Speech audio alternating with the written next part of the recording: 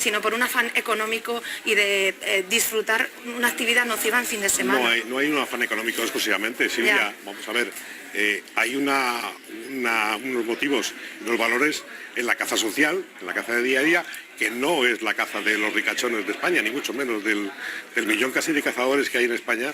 Casi todos son cazadores sociales, por un lado, ¿no? Con respecto a lo que has comentado... ¿Qué significa eso, cazador social? No, cazador de rango rural, es decir, cazador de escopeta y perro, de nada de rifles de grandes calibres, sino... Y mucha gente que realiza la caza. ¿Hay 1 millón de cazadores en España? Sí, sí los hay. De practicantes y además deportistas que todos los fines de semana salen al campo con sus perros a entrenar a los perros. Eso por un lado. Con respecto al tema de que acabas de comentar, bueno, el lobo no es una alimaña, ni lo mejor se ha dado nunca, ¿no? Es un depredador en la escala de los más altos. Pero por otro lado, sí te puedo decir que, como acabas de decir, nosotros los cazadores, cuando no es una especie cinegética y la encontramos en la llevamos a los centros de protección, lo llevamos a Garefa, hemos llevado muchísimas aves, ¿no?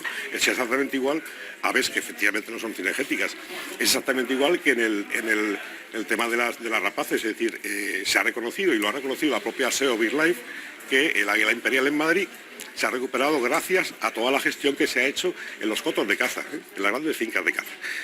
Eso es así, y lo más publicado. Hemos pasado a tener 50 parejas, hemos doblado la población y tenemos el 15% de la población mundial. Agradecer a las organizaciones que protegen a los animales silvestres y no a los cazadores, desde luego, porque creo que cazar es matar y ser ecologista y defender el medio ambiente es proteger la vida. Entonces, bueno, por lo menos desde la ética de la defensa de los derechos de los animales, desde luego rotundamente no a la caza, no a la matanza de animales.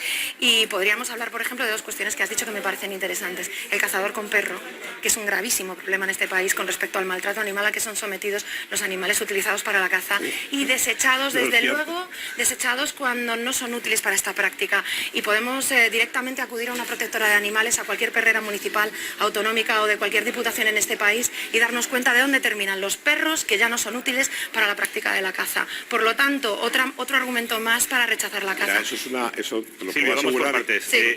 Está poniendo otro argumento encima de la mesa, y es que la caza es matar.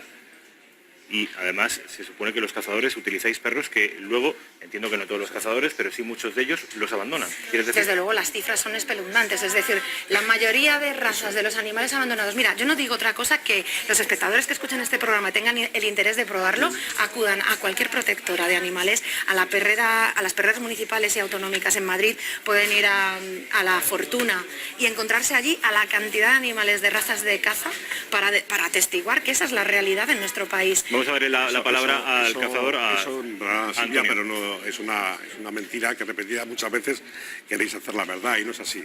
Es decir, habláis muchas veces de que en España se sacrifican 50.000 galgos. Eso es absurdo. Desde luego es eso menos. No existe. Desde luego es menos eso de lo no que existe. debe ser la verdad. No tenía que sacrificarse ninguno, o sea, maltratar ninguno, pero realmente galgos es imposible. Primero porque los únicos animales que cada año fallecen, mueren de perros de todo tipo son 100.000, con lo cual, y 50.000 galgos es que no los hay. Mira, verás, si quieres hablamos de datos. Con respecto al maltrato animal hay muchos estudios. El último es del año 2016, del propio Seprona, ¿no? Y te puedo decir que los datos son contundentes. Las denuncias recibidas a perros heridos por golpes o palizas, hay 52, de los cuales hay un galgo, 11 perros de caza y de otras razas 40. Es decir, eso no es... ¿Y esto cuál es la fuente que utilizas? Concretamente la Guardia Civil de Seprona.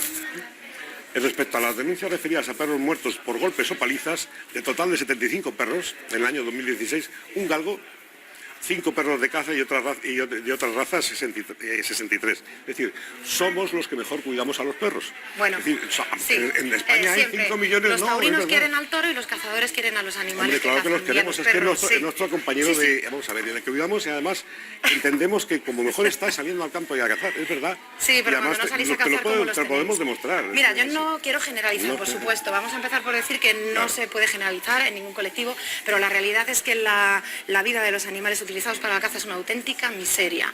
Y vamos a hablar de datos, de los que dabas y te los voy a contrarrestar. Estas son dos noticias de estos 2 últimos meses. Hallan una fosa común con 30 cadáveres de perros de caza en Tarancón, Ciudad Real. Sí, eso está, 30 cadáveres no sé si de sabes, perros de caza, la propia que lo Federación, vean, que lo Federación Española de Caza lo ha denunciado os porque es podréis incierto. personar, pero es cierto. Eso es incierto, ¿no? Bueno, No es pues incierto, me alegra lo sabes, saber además. que es cierto. Vamos por partes.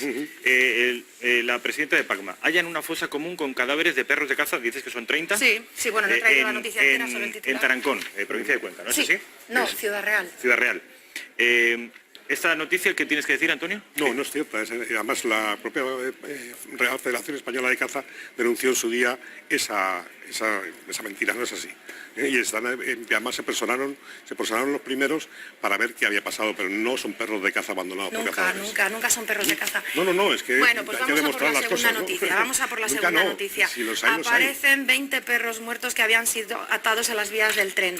Mis propios compañeros de PACMA en Sevilla encontraron estos animales, pasaron el microchip a uno, era un perro registrado como perro utilizado para la caza. En Andalucía los perros se registran según el uso que se les dé. Eso fue en y Sevilla, tú lo puedes registrar como animal de ¿conoces el caso compañía también, o Antonio? como perro de caza. También conoces También el caso. está denunciado. Bueno, a ver, no voy a Antonio, sacar aquí el historial de los horrores ayer, de las Antonio, noticias diarias, ¿ese pero segundo esta es la caso? verdad de la caza. Ese segundo caso está denunciado por la Federación Andaluza de Caza. Exactamente, porque es una fotografía de perros que no sabemos si son de cazadores, el primero, ¿no? En cualquier caso, y si fuera de un cazador, entiendo que a vosotros esa práctica os debe parecer aberrante, claro. Aberrante, pero ¿por qué esos perros tienen que ser de cazadores, lo primero? Es que lo son, o sea, quiero decir, no es que tengan que ser, es que lo son.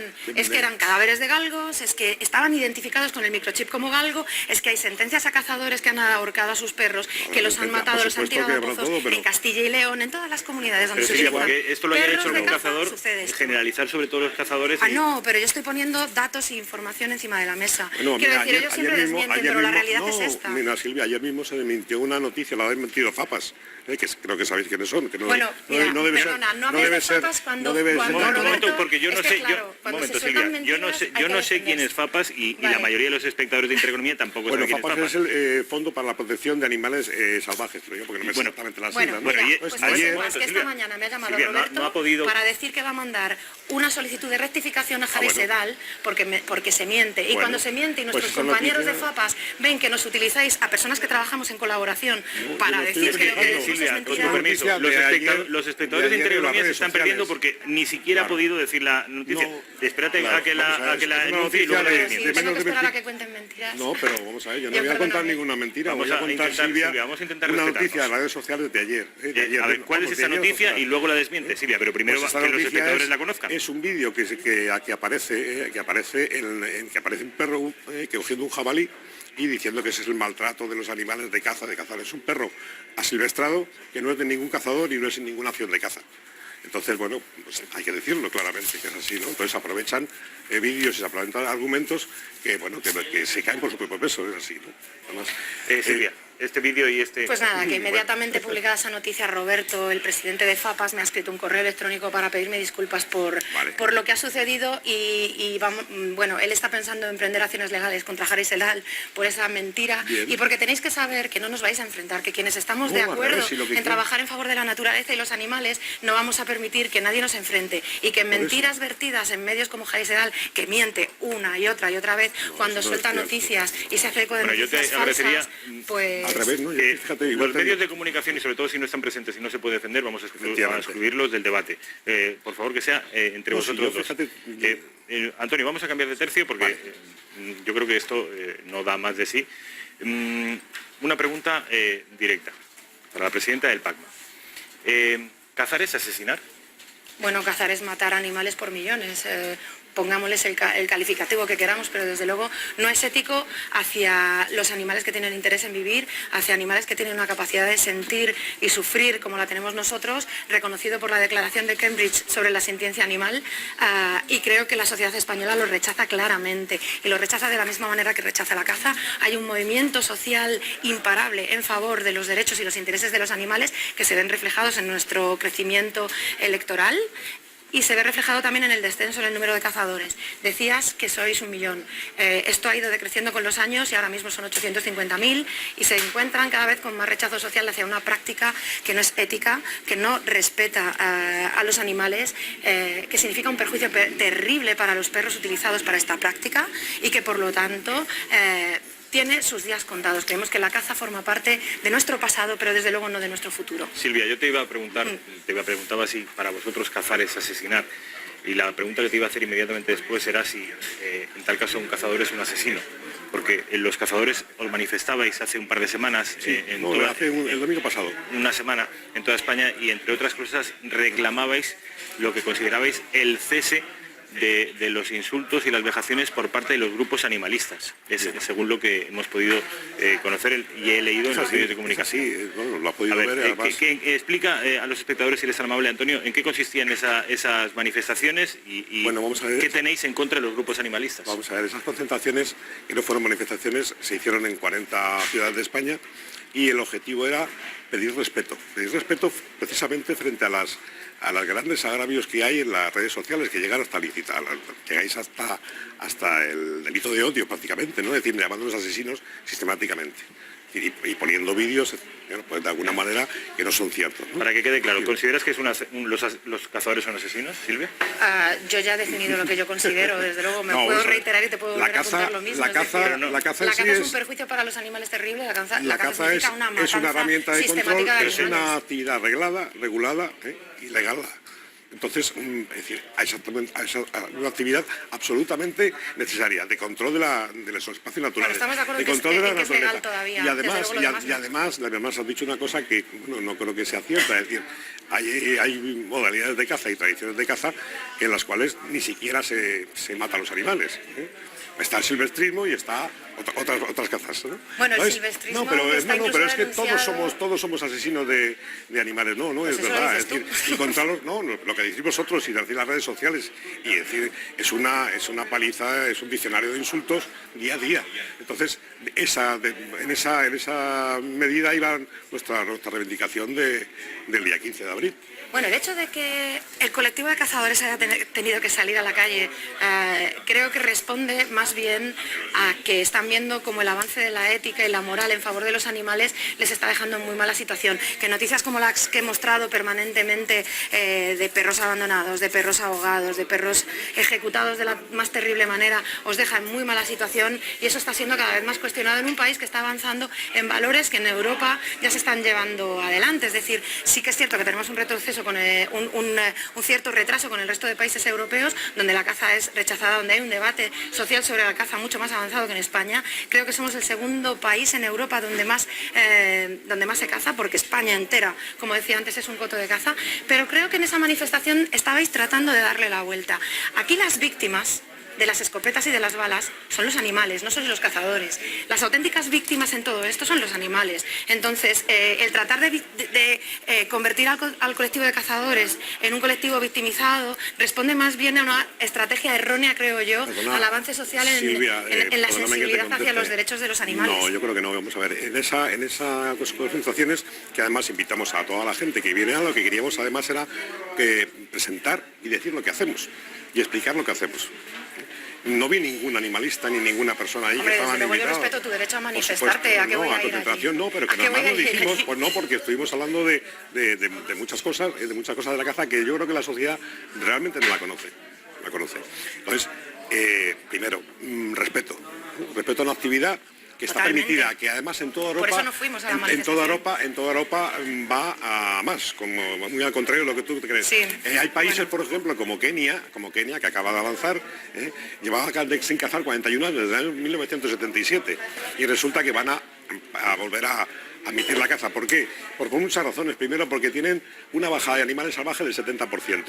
Tienen un furtivismo absolutamente grande, es decir, los animales los están matando porque están comiéndose los cultivos y además están perdiendo un porcentaje de PIB importante, claro, entonces se han dado cuenta. Entonces, países que habían, es decir, que como tú dices, muy avanzados, los menos avanzados son los que han prohibido la caza, los más avanzados cada vez se caza más y la tienen como herramienta de control y lo ve todo el mundo. Yo quiero poner encima de la mesa, ahora que se está hablando del debate de la caza a nivel internacional, Con respecto de la tauromaquia, en tanto que somos nosotros no el único país del mundo que la practica, pero sí el principal país del mundo que la practica, sí que es cierto que hay una parte de la sociedad española que ese excepcionalismo español lo critica. No es el caso de la caza. La caza se practica, hasta donde yo tengo entendido, al menos en toda Europa. ¿Me desmientes? Sí. Es correcto, sí. ¿Hay algún lugar de Europa en el que esté prohibido? Sí, mira, en Suiza hay algunos cantones en los que ya está prohibido y en Alemania también hay zonas en las que ya se ha prohibido la caza con muchísimo éxito, porque no ha habido necesidad de controlar a los animales, no se han comido a las personas, no ha habido ninguna hecatombe, es decir, la caza no es necesaria y ya se ha demostrado en un cantón en Suiza, en Alemania, en una región muy concreta y muy delimitada, y en países como Costa Rica, donde también está prohibido, donde la naturaleza ahí es exuberante, donde se puede hacer un turismo ecológico, ¿cómo gestionarías los jabalíes? Los animales que viven en libertad y en paz. ¿Cómo gestionarías la superpoblación de jabalíes aquí en Madrid? Pues mira, es interesante, hablaba antes del éxito de la prueba piloto que se ha llevado en Barcelona a través de la Universidad Autónoma de Barcelona, con esta vacuna anticonceptiva que se ha llevado adelante en el Monte de la Collserola, con mucho éxito, pero con el mismo éxito que se ha llevado en otros países. Es decir, hay muchísimas maneras de controlar las poblaciones de animales, se pueden traslocar las poblaciones de animales a otro lugar. También es cierto que, por ejemplo, me sorprende que mientras aquí se está diciendo que hay una sobrepoblación de jabalíes, en la Comunidad Valenciana han estado trayendo jabalíes del norte de Europa para cazar a cotos privados. Esto quiere decir que realmente no hay esta superpoblación de animales y que si queremos podemos, desde luego, yo creo que es una falta de voluntad el controlar poblaciones de otro modo que no sea acabando a tiros con los animales. No, pero poblaciones que estén sanas. La Federación Madrileña de Caza ha traslocado conejos en toda la Comunidad de Madrid, sanos, revisados y vacunados. No pasa nada, ¿eh? Si se puede, y además estamos evitando plagas agrícolas, pero lo que no podemos es traslocar jabalíes. Primero, capturarlos y traslocarlos con un montón de enfermedades transmisibles al hombre y a otros animales. Eso es así. Hay un debate abierto con respecto a la cuestión económica. Yo, por lo que he podido informarme en la preparación de este debate, los colectivos animalistas, incluso personas que no pertenecen ni mucho menos al PACMA, pero que son contrarias a la caza, le niegan por completo la cualidad económica a la caza. Yo quería preguntarte, Antonio, la caza desde un punto de vista económico, si trae beneficios, o si ese beneficio es endogámico, es decir, solo beneficia a los cazadores y a los dueños de los cotos, o si esto podría traer algún tipo de beneficio a la tierra donde se caza, sí, claro, al país, y luego le rebate. Evidentemente, vamos a ver. ¿Por qué interesa a España mantener la caza? Desde un punto de vista económico, no estamos hablando ya de cuestiones... Desde el punto de vista económico, pues mira, muy rápidamente, desde el punto de vista económico, hay unas 187.000 personas, del último estudio de Artemisan, que es una empresa que además lo ha realizado Deloitte, viviendo de la caza, o con relación a la caza, ¿vale? 187.000. 7.000 personas. Con empleos directos unas 60.000. Y genera aproximadamente en España, entre ingresos directos e ingresos indirectos, del orden de unos 6.500 millones de euros. Es decir, eso es una cantidad muy, muy importante, ¿no? Es una cantidad que, sumada a la agricultura y a la ganadería, estamos hablando de un 12, un 14% del PIB español. Fíjate si merece la pena. Solamente la caza, ya digo, genera entre un 0,3 y un 0,5% del Producto Interior Bruto. Ya está bien, ¿eh? O sea, mira si es importante. Bueno, es interesante, si es solo un 0,3 yo creo que podríamos prescindir de ello, pero fíjate que claro, lo querías sumar a la agricultura y la ganadería, que no tienen nada que ver con la caza, quiero decir, yo creo que son actividades completamente, que se deben diferenciar completamente.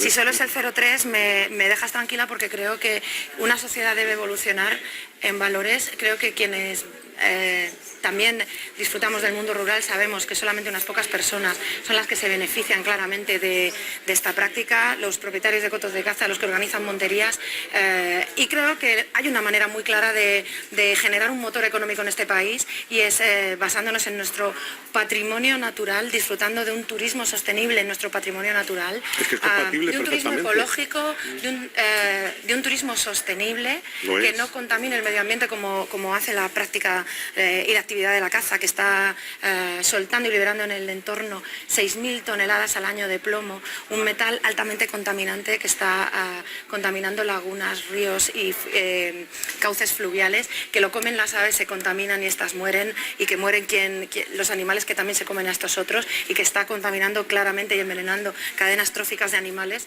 Y por lo tanto, yo personalmente y el partido al que represento somos partidarios de generar un nuevo motor económico basado en el respeto real a la naturaleza y a los valores de disfrutar de la naturaleza en paz y de manera compatible. Es decir, lo que no puede ser, por ejemplo, es que yo, que vivo en un pequeño pueblo donde se practica la caza, cuando hay una batida, cuando los cazadores salen al monte de octubre a febrero, yo no pueda salir a disfrutar del monte con mi perro.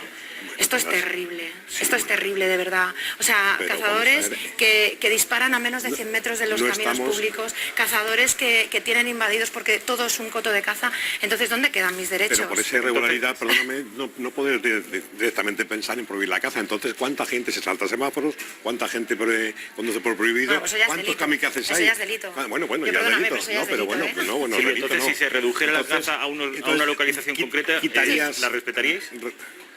Mira, yo creo que se pueden ir dando pasos. Se pueden ir dando pasos y creo que se puede prohibir la caza, por ejemplo, en parques nacionales.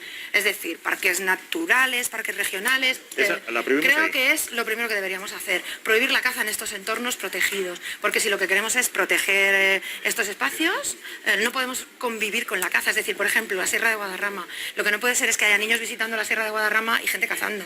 Esto es impensable. Eso ha ocurrido toda la vida y es una herramienta de gestión. Bueno, pues yo no quisiera que a mis hijos los llevara al colegio a hacer una excursión donde hay cazadores. Por esa razón, porque se ha cuidado mucho. La aspiración última de PACMA es reducir la caza a determinados ámbitos territoriales o la extinción completa. Nuestro objetivo es prohibir la caza como una actividad nociva, violenta y perniciosa para los animales. Desde luego iremos dando pasos, y yo sé que el futuro pasa por ir dando pasos, evidentemente. Si por mí fuera yo la prohibiría, pero... ¿Y la pesca? Y la pesca también. Y la pesca también, porque significa lo mismo para los animales. Yo sé que para determinadas personas es incomprensible, pero los peces también sienten, también sufren, y es una actividad que perjudica a los animales. Y de hecho, podríamos poner un ejemplo, pero la pesca está esquilmando los mares, esquilmando los ríos, entonces evidentemente es un perjuicio para los animales que viven en los ríos y también para nuestros ecosistemas. A mí me llama la atención, Antonio, di lo que quieres decir. Que me gustaría pues llegar a un sitio de encuentro, es decir, no es nada ni de, como dices, es decir, ver una cosa desde otro ámbito o de otro punto de vista, creo que es normal. Y además, pero tú te cargarías los 186.000 empleos que hay en España por la caza, no tiene ningún sentido. No, yo he propuesto un motor económico alternativo. Es decir, vamos a ver, yo creo que no creo que cuando nosotros estemos cazando o en tu pueblo estén cazando, tú no puedes salir al campo. Por supuesto que se puede salir al campo. A lo mejor en un momento dado... No, ningún riesgo, hombre. Nosotros sabemos perfectamente distinguir a una persona de cualquier pieza de caza, que se pueda cazar además, ¿no? No, es absurdo. Es decir, yo creo que llegar a esos extremos, llegar a un extremo tan feroz en la defensa, yo creo que no. Hay un aspecto en el que coinciden, les va a llamar a ustedes la atención, pero en la fase de documentación para preparar este debate, hay un aspecto que tanto unos como otros reivindican como propio, tanto el sector animalista como el sector de los cazadores, y es la protección activa de la naturaleza. Es la bandera, obviamente, de los animalistas, pero también es una bandera que reivindica para sí los cazadores. La caza es protección activa de la naturaleza. Esto lo asumes y lo defiendes, Antonio. ¿Por qué? Vamos a ver. Lo he dicho desde el principio, nosotros extraemos lo necesario. Si hay una sobrepoblación, la limitamos. Si hay una infrapoblación, la mantenemos para que no baje. Entonces, y además ponemos de comer a los animales, cuidamos los hábitats, limpiamos el monte, que mucha gente cree que los cazadores seamos el monte. Vamos detrás de muchos excursionistas quitando papeles. Sí, es verdad, no te rías. Es decir, no me imagino que vayan los cazadores detrás de los excursionistas porque saldríamos espantados. Entra en cualquier coto de caza y verás cómo están de limpios, ¿no? Entonces, cuidamos fíjate, somos vigilantes del campo, ¿eh? Hemos evitado muchas veces incendios, estamos mucho tiempo en el campo, como cualquier persona. Entonces, yo creo que en ese aspecto somos absolutamente conservacionistas, por supuesto, como los que más. Mira, hay una noticia y además está publicada por varios medios y es que donde la caza se practica se está acabando con la biodiversidad y con especies enteras de animales. La práctica de la actividad de la caza es responsable de la extinción de más de una decena de especies que ya no viven en este planeta. Esto es una realidad. Tal como que han sido los cazadores los que han llevado al casi exterminio del lobo ibérico, como de otros depredadores, y que eso ha sido lo que ha desequilibrado los ecosistemas. Está probado que cuando la caza se practica en nuestro país, en los siguientes años las poblaciones aumentan, que la caza no es un método de control poblacional válido porque se produce el efecto contrario. De manera natural los animales, cuando ven que se les está acorralando, hay una explosión demográfica, y en el sentido contrario, cuando dejas a las cabras de la Sierra de Guadarrama, a las que gracias a la vía judicial que abrimos contra la Comunidad de Madrid hemos permitido que sigan vivas 2.300 cabras que querrían ser erradicadas, ha llegado un pico de población en el que ellas mismas se han equilibrado y están empezando a decrecer. Y eso es lo que nosotros proponemos. Y esa es la manera de gestionar el medio natural y el entorno que proponemos las personas respetuosas con el medio ambiente y con los animales. Las que no vertemos las 6.000 toneladas de plomo, las que como yo no van viendo cómo los cartuchos de los cazadores están allí donde practicáis la caza, y yo te digo, a mí me daría miedo que me siguieran los cazadores, porque no es cierto que vosotros alimentéis a los animales en periodos de falta o escasez de alimentos porque queráis ayudar directamente a los animales. Lo hacéis porque queréis mantener a los animales a los que queréis luego disparar y matar. Silvia, no engañemos a nadie, no engañemos a nadie. Las especies cinegéticas y las especies no cinegéticas. Y antes hablabas del lobo. El lobo es una especie cinegética en alguna zona de España. Desgraciadamente, para mí el lobo debería estar protegido, porque es una especie emblemática de la península ibérica, porque está... ¿qué? ¿El lobo no está protegido? No está protegido. Se están autorizando batidas de caza en todas las comunidades autónomas, exceptuando en Andalucía, al sur del Duero, evidentemente no se caza. Pero a partir del norte del río Duero para arriba, Castilla y León, Cantabria, Asturias, País Vasco, realmente se está para mantener las poblaciones, literalmente al lobo. Y lo que sucede es que si dejamos sin depredadores naturales al resto de animales, entonces es cuando los cazadores se erigen como controladores de las especies animales. Pero realmente no sois necesarios, por lo menos como control poblacional, ese que queréis vender. Vosotros tenéis una actividad que todavía es legalmente permitida, pero desde luego no es compatible con la defensa del medio ambiente ni de los animales. A los agricultores y a los ganaderos si no somos necesarios. Esto lo me gustaría. Con respecto a la población del lobo ibérico, según lo que he podido leer yo en estos últimos días, la población, Silvia, del lobo ibérico ha crecido con respecto a los últimos años. Del lobo ibérico. Hombre, estaba casi al borde de la extinción, casi al borde. Entonces ahora lo que hace falta es un censo. ¿De las cazas? Mira, hace falta un censo independiente, porque desde luego hay algo que tengo que reconocer, y es que el lobby de los cazadores es un lobby importantísimo que está condicionando la actividad de las comunidades autónomas, que se están autorizando cupos de caza de lobos con censos alterados y elevados de manera artificial, y lo que estamos exigiendo a nosotros es un censo independiente de lobo para saber exactamente ¿Cuánto número de animales hay de lobo ibérico? Porque no es cierto, lo que se está haciendo es... Los censos que están autorizando todas las consejerías de medio ambiente o de agricultura, los competentes en materia, son los razonables y los adecuados, y están en consonancia con la cantidad que hay con el claro, número de lobo. Yo lo niego, bueno, desde luego. Ya no, pero vamos a ver, el regulador, que es en este caso las consejerías, es decir, hace sus censos, y yo no puedo poner en duda. Fíjate, la ¿sabes propia administración de alguna sentencia que hemos conseguido ganar a la Junta de Castilla y León, en la que las órdenes de caza anuales que dan han sido paralizadas porque no tenían siquiera el censo de poblaciones para autorizar el número adecuado de animales que había que controlar? Y digo controlar porque es un eufemismo para decir matar. Entonces, cuando hemos ganado una sentencia contra la Junta de Castilla y León porque no había un censo, podemos decir que podemos poner en duda que los censos que se están utilizando ahora mismo por las consejerías para autorizar batidas de lobo no son los correctos. Se están inflando el número de lobos que existen en la península ibérica. Silvia, cuando aparece el debate de la caza, suele, después de estar hablando durante unos minutos y de intercambiar argumentos, aparece uno que yo creo que es recurrente, que estarás acostumbrada a responder a él, y es que si hoy el cazador, el hombre cazador en el siglo XXI, incluso en el siglo XX, caza por un aspecto lúdico, por una cuestión deportiva que dicen los cazadores, es cierto que antes, del siglo XIX, que atrás en la historia, se cazaba por supervivencia. Sí. entiendo que cuando era así, incluso hay algunas poblaciones en el planeta que siguen haciéndolo así por una cuestión de supervivencia y de alimentación. Entiendo que en ese caso vuestra postura es distinta, sí. ¿O no? Sí, ahora mismo no es necesario cazar, ahora mismo, en este momento y en este país. ¿Pero y cuándo lo era? Y en este país, pero claro, yo no puedo cambiar lo que sucedió en el pasado y desde luego yo no puedo intervenir en lo que está sucediendo en este planeta y sé que hay comunidades como los esquimales que viven de lo que cazan y pescan. Yo ahí no entro. Yo lo que estoy diciendo es que hoy en día, en nuestro país, en toda Europa y en Occidente por lo menos, hablo de Occidente, no es necesario cazar para sobrevivir y nos podemos procurar nuestro alimento de una manera ética y sin perjudicar a los animales. Pero esas sociedades que sí que tienen que cazar para sobrevivir, yo no puedo juzgar eso, yo no lo puedo juzgar. Sinceramente, claro, yo no puedo juzgar que haya quien para sobrevivir tenga que cazar. ¿Cómo voy a juzgar yo eso? Pero lo que sí que digo es que... Es una cuestión de supervivencia. Claro, quiero decir, es evidente, es claro. Es decir, yo no voy a juzgar a los esquimales que viven en un entorno, en equilibrio con ese entorno y cazan y pescan para vivir, no tienen un supermercado, pero yo sí lo tengo.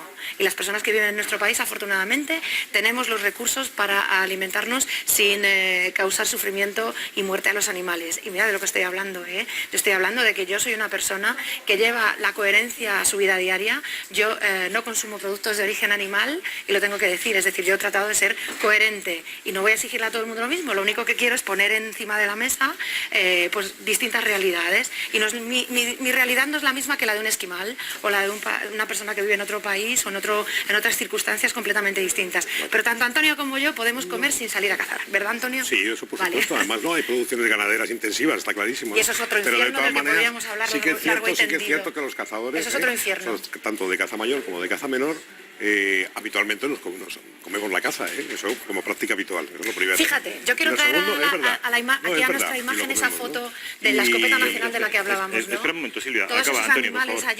allí Decís que nos comemos la caza, los cazadores os No coméis la sabemos. caza. Es decir, primero porque además hay una tradición gastronómica en España importantísima en el mundo de la caza. Otra tradición cultural, la gastronomía, también que defiende la caza. Carne de caza, que es un plato habitual en nuestro país, al menos por el momento. Voy a leer un argumento que utiliza el animalismo. No es un argumento que yo haya leído en Pacma ni que le pueda imputar ni atribuir a Silvia Barquero ni a Pacma, pero quizá ella, después de leerlo, sí que pueda asumirlo. Yo estoy seguro que sí. La caza deportiva, aunque sea legal, es una violación de los derechos de los animales. Los derechos de los animales. Silvia, a tu juicio y a juicio de tu partido, los animales tienen derechos. Deberían tenerlos, claro. Deberían tener derechos. Claro. Vamos a ver, yo estoy diciendo, y me baso, por ejemplo, en la declaración de Cambridge sobre la sintiencia animal. Está firmada por eminencias y científicos a nivel internacional y mundial. Ya somos conocedores de que los animales sufren y sienten, que los animales tienen interés en vivir y esta es para nosotros la cualidad moralmente relevante para tenerles en consideración. Y sin ir más lejos, podemos hablar de que todos los que convivimos con animales en casa, tenemos un perro o un gato, nos damos cuenta de que tienen su propia personalidad incluso, es decir, tienen sus intereses, les gustan unas cosas y no quieren otras. Y ya hay leyes que regulan realmente cómo debemos tratar a los animales, pero no hay una personalidad jurídica reconocida para los animales. Se ha empezado a legislar, termino rápidamente, se ha empezado a legislar en el Código Civil Español después de muchísimos años de retraso con el resto de países europeos, reconociéndose esta sintiencia de la que hablo en el Código Civil y ya se les ha reconocido, pero todavía no tenemos una figura jurídica que reconozca a los animales como sujetos de derecho. Y eso es lo que nosotros pretendemos, es decir, no pretendemos cuando decimos que queremos derechos para los animales, que los animales tengan derecho a ir a la universidad, sino a que tengan tres derechos fundamentales, que es a vivir en paz y a vivir en libertad. Y no hay nada más sencillo que esto. Lo que pasa es que esto entra directamente en conflicto con determinadas prácticas como la caza. Silvia Barquero, presidenta del PACMA, los animales no tienen derechos, pero deberían tenerlos. No, vamos a ver. Antonio. Nosotros entendemos que contra el animalismo el humanismo, es decir, los únicos derechos que existen son los derechos humanos. Sí que es cierto que nosotros como humanos tenemos la obligación y el deber de respetar a los animales y cuidarlos, y de hecho lo tenemos en nuestros animales de compañía, pero luego los animales no pueden tener derechos. Los derechos son los de los derechos humanos. ¿Pero tienes una respuesta para eso? Sí, por supuesto, porque no. Es decir, porque no, la respuesta es clarísima, es decir, ¿por qué no? un animal, hombre, pues porque no pueden tener los mismos que un ser humano. Bueno, mira, este es el mismo argumento de no puede ser, de la misma manera. No, el argumento que te doy es muy sencillo, es decir, no pueden tener, lo has dicho tú, no pueden tener derecho. ¿A qué tiene derecho? A que le des, pues sí, a que le des la comida.